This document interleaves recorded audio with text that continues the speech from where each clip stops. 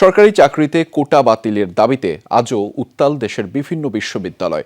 আন্দোলনের অংশ হিসেবে পালন করা হয় বাংলা ব্লকেট কর্মসূচি। কিছু সময় সড়ক মহাসড়ক অবরোধ করে আন্দোলন ও বিক্ষোভ করেন শিক্ষার্থীরা।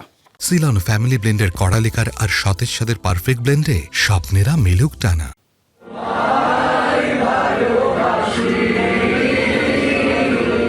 কর্মসূচির নাম বাংলা ব্লকড, যার শুরু জাতীয় সঙ্গীতের মধ্য দিয়ে।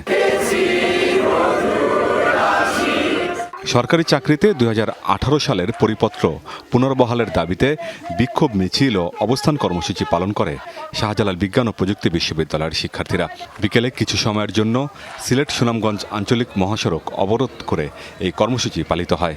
4 দফা দাবি বাস্তবায়নে আমরা আজকে সড়ক অবরোধ করতেছি এবং আমরা যতদিন এটা মানবে না ততদিন পর্যন্ত আমরা রাস্তায় অবস্থান করব।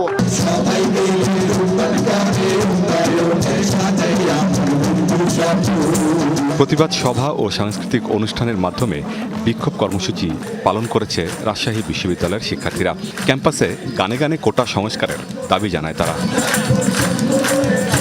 মুক্তিযোদ্ধা কোটা যারা, এটা কিন্তু কখনোই আমরা বলতে পারি না তারা পিছিয়ে পড়া জনগোষ্ঠীর অন্তর্গত, তাই না?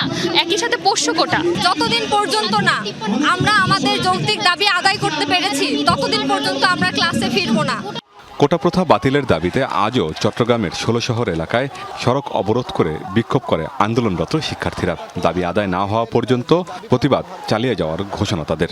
বাংলাদেশের সবগুলো বিশ্ববিদ্যালয়ের ছাত্ররা আন্দোলনে নেমেছে, রাজপথ অবরোধ করেছে, সারা বাংলার মানুষ জেনে গেছে ছাত্ররা অধিকার আদায়ের আন্দোলনে নেমেছে। যতদিন না পর্যন্ত আমাদের দাবি মেনে নিচ্ছে সরকার ততদিন আন্দোলন চলবে। হাইকোর্ট যতদিন আমাদের পক্ষে রায় না দেবে ততদিনই আমরা আমাদের দাবি আদায়ের জন্য রাজপথে থাকবো।